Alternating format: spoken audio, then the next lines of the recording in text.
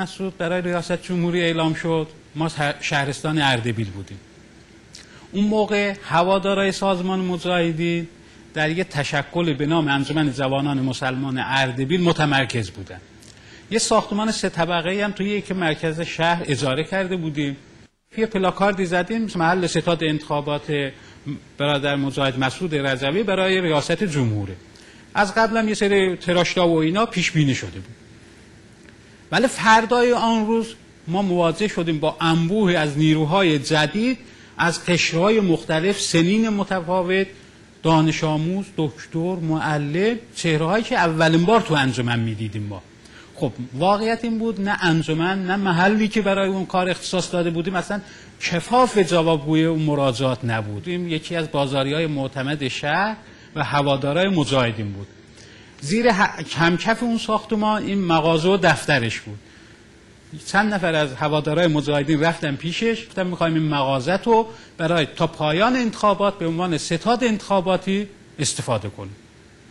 یه چند دقیقه فکر کرد، گفت واقعیت اینه من الان نزدیک 30 سال تو بازار هستم، تمام معاشم از این مغازه بوده و اینا، کارم هم خیلی دوست داشتم چون زندگیم بسته به این مغازه است. ولی من این چند دقیقه که فکر کردم کار یه روز شما ارزشش بیشتر از 10 سال کار منه. کاری که برای مسعود رجوی اینجا میخواد انجام بگیره 1000 برابر سودش بیشتره برای مردم و خود منم از اون درآمدی که از اینجا میخوام کسب کنم. مختصرتر بگم از همون مراجعین حدود 10 محل ستاد انتخاباتی برای کاندیداتوری برادر مسعود رجوی انتخاب شد اونجا. از خود هوادارایی که محل مشخص کردن، خودشون هم سازماندهی شدن به عنوان مسئولین انتخاباتی ستاد انتخاب.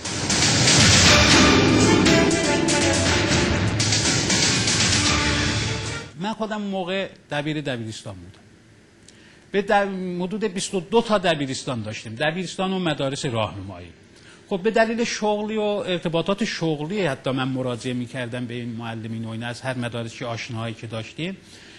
اینا خودجوش، بعضی‌هاشون اصلا دست‌نویس تراش می‌نوشتن، شعار می‌نوشتن به حمایت از کاندیداتوری برادر.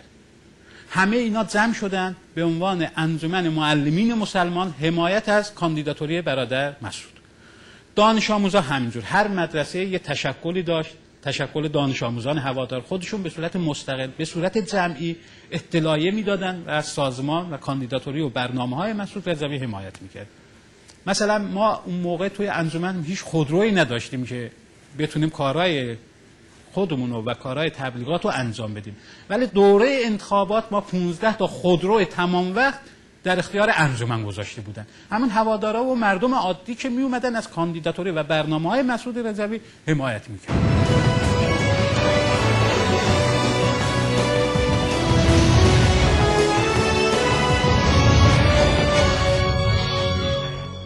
موج حمایت‌های گسترده تمام طیف‌های سیاسی و اقشار مختلف اجتماعی و قومی از مسعود را نمیشه یک اتحاد گذرای تاکتیکی خوند یا آن را نتیجه یک تعادل قوای سیاسی ارزیابی کرد، بلکه برعکس نقطه درخشش یک انتخاب ملی بود، چون مردم در سیمای مسعود تحقق همه آرمان‌های انقلاب را می‌دیدند، آرمان‌هایی که توسط آخوندهای مرتجع و در رأسشون خمینی لگدبان میشد.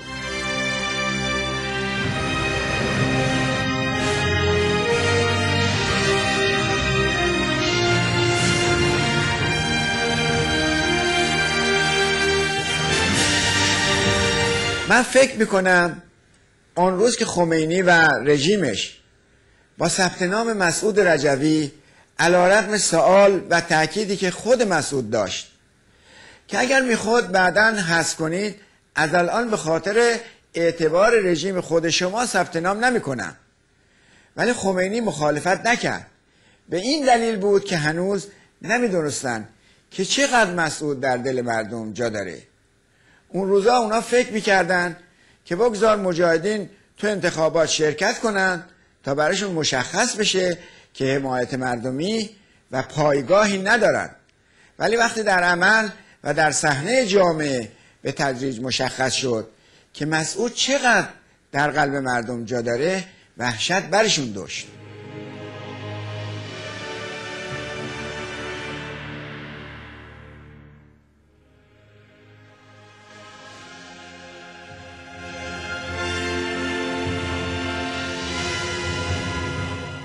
در دوران کوتاه 11 ماهه بعد از انقلاب ضد سلطنتی تا اولین انتخابات ریاست جمهوری، از نیروهای انقلابی و دموکراتیک گرفته تا زنان که نخستین سرکوب شدگان حکومت خمینی بودند، تا اقلیت‌های قومی کرد و ترکمن و عرب، تا هموطنان مسیحی و کلیمی و زرتشتی، در صحنه عمل کارنامه مجاهدین و شخص مسعود رجوی را دیده بودند و این حمایت فراگیر در واقع چهره یک رفراندوم ملی به خود گرفت. در 23 دی ماه 58 مجاهدین یک میتینگ انتخاباتی بزرگ در زمین چمن دانشگاه تهران برای معرفی چهره کاندیدای نسل انقلاب تشکیل دادند. موسی خیابانی معرفی کاندیدای انقلاب را به عهده گرفت. موسی لنگر سازمان ما بود. او سالها با خود مسعود در زندان بود و در سالهای زندان همواره و همیشه یار و همراه او بود. مجموعه نیروهای حمایت کننده از کاندیداتوری برادر مسعود جبهه گسترده‌ای در برابر ارتجاع حاکم تشکیل دادند.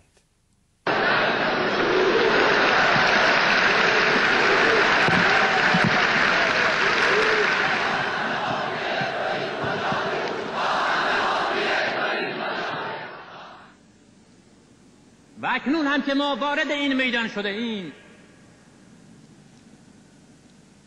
میدانی که قاعدتاً برای ما فشارهای دیگری به دنبال خواهد داشت که شما آثار آن را همین الان هم مشاهده می‌کنید. باز ما حاضر به گذشتن و عدول از اصول خودمان نخواهیم بود. طبیعی است که ما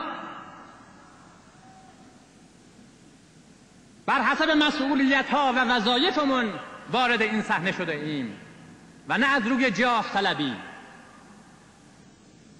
ما اگر اهل جاه طلبی بودیم درها به روی ما بسته نبود. ما اگر اهل جاه طلبی بودیم اکنون این همه منافق نثار ما نمیشد.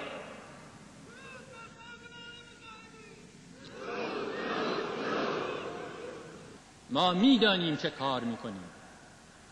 ما کور حرکت نمی کنیم. ما معنی حرفمون را میفهمیم. ما راه درست را از انحراف تشخیص میدهیم. ما اهل تبلیغات دروغین و توخالی نیستیم. هیچ نیروی انقلابی چنین کاری نمی کند و ما همه اینها را از درون